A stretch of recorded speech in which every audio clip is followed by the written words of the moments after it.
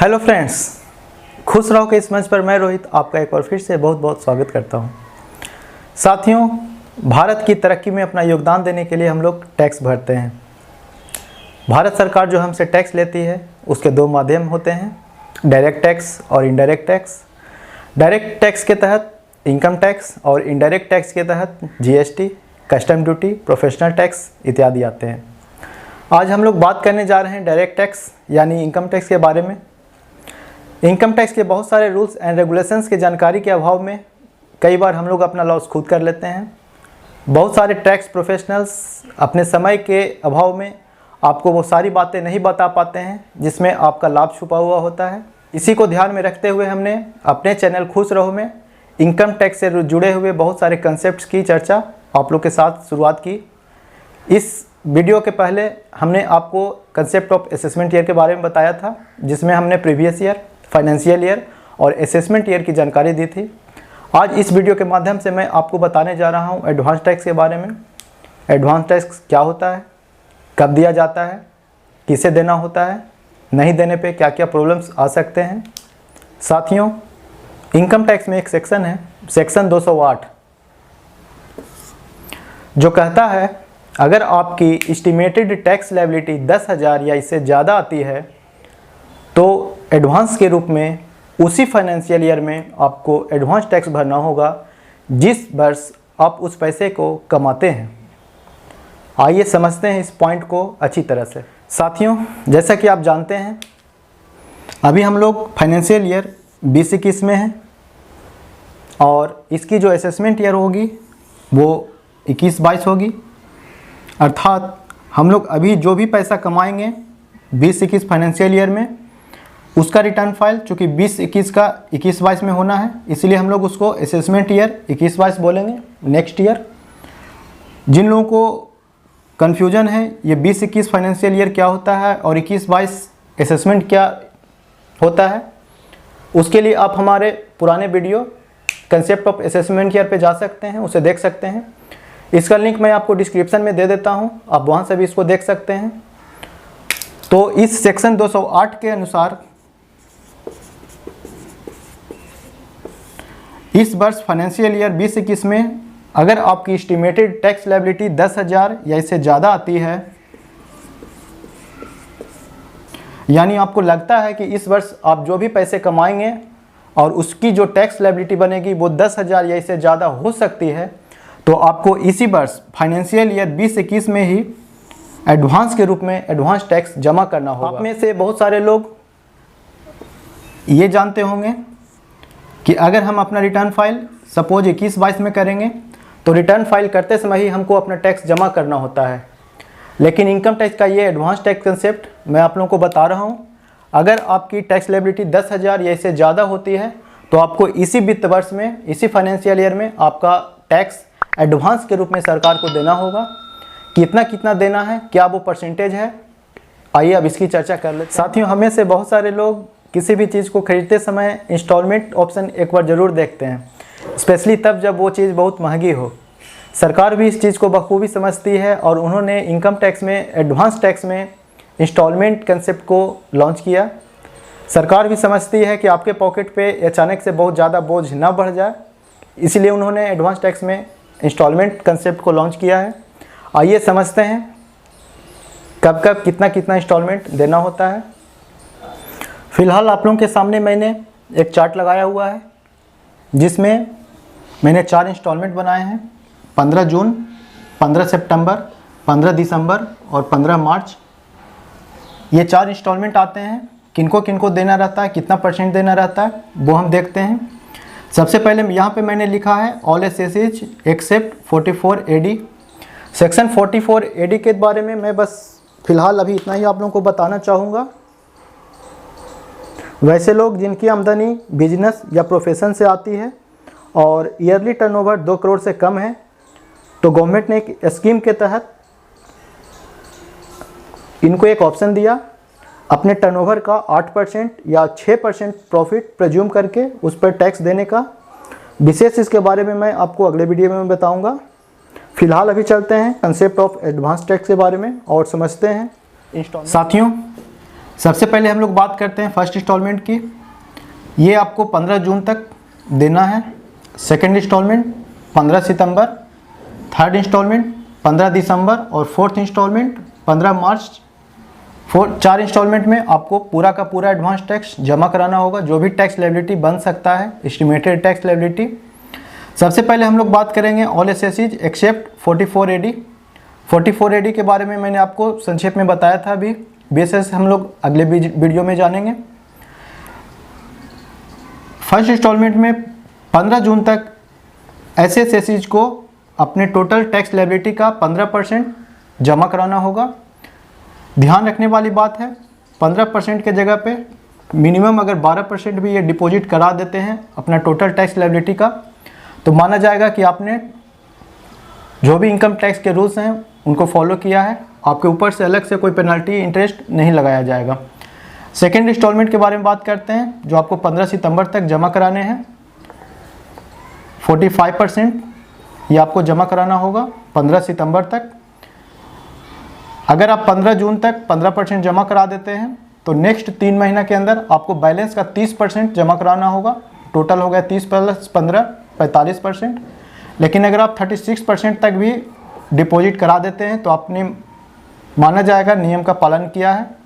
उसी तरह से थर्ड इंस्टॉलमेंट 15 दिसंबर तक आपको 75% डिपॉजिट कराना होगा और फोर्थ इंस्टॉलमेंट 15 मार्च तक आपको पूरा का पूरा टैक्स लायबिलिटी 100% जमा कराना होगा।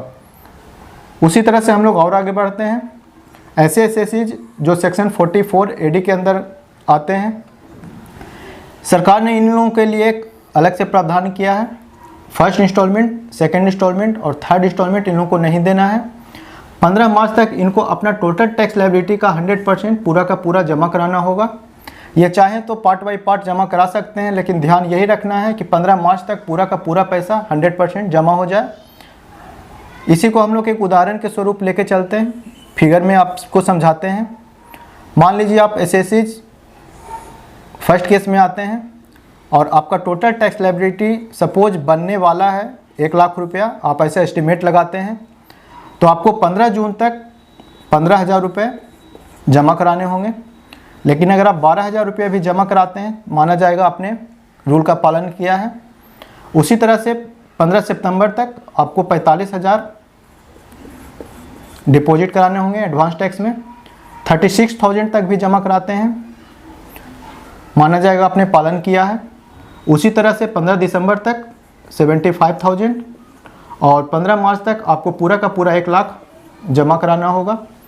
ध्यान रखने वाली बात यहाँ पे है, अगर आप 15 जून तक 15,000 रुपये डिपॉजिट करा देते हैं तो इसके अगले 3 महीने में यहाँ पे 15 जून से 15 सितंबर के बीच में आपको बैलेंस का 30,000 रुपया ही देना है। 15,000 + 30,000 ये आपके 45,000 हो जाएंगे। उसी तरह से अगर आप 15 सितंबर तक 45,000 डिपॉजिट करा चुके हैं तो 15 दिसंबर तक टोटल का टोटल 75,000 देना है, तो आपको 30,000 रुपये और एक्स्ट्रा जमा कराने होंगे। तो 45,000 + 30,000 आपके 75,000 हो जाएंगे।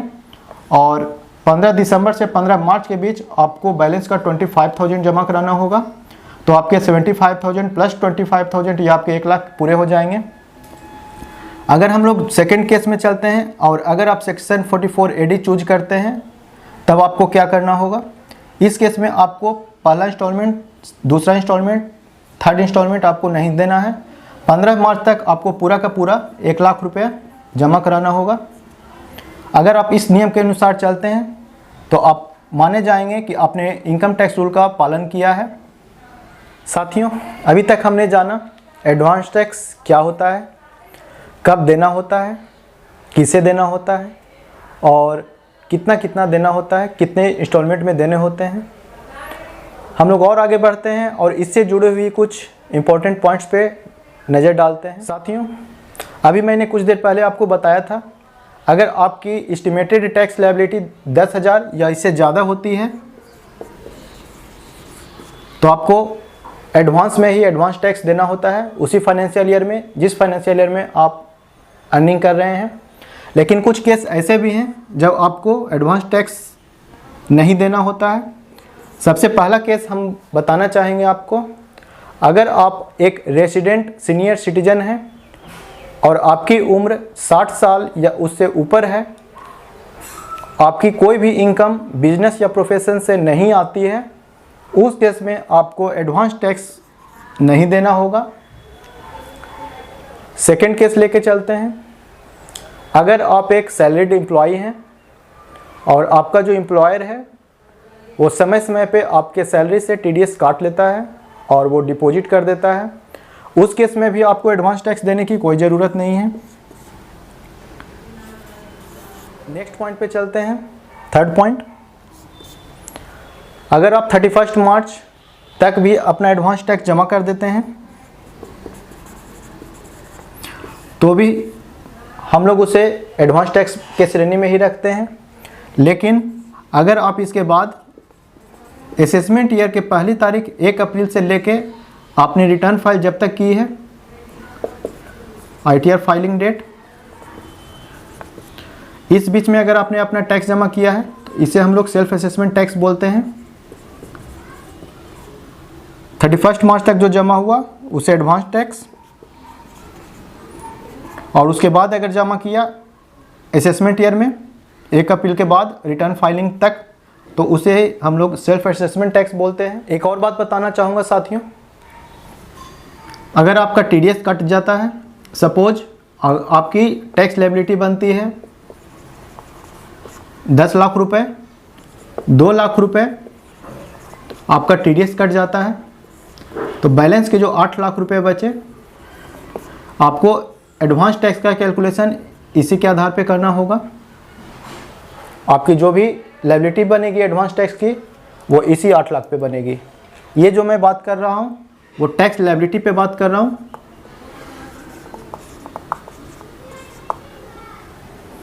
क्यों आगे बढ़ते हैं और बात करते हैं, अगर आपकी ये एडवांस टैक्स की लायबिलिटी बनती है अर्थात 10,000 से ऊपर की टैक्स लायबिलिटी बन रही थी लेकिन आपने एडवांस टैक्स सही समय पे नहीं दिया, सही जो इंस्टॉलमेंट बन रहा था वो नहीं दिया, या दिया लेकिन कम दिया, उस केस में क्या होगा?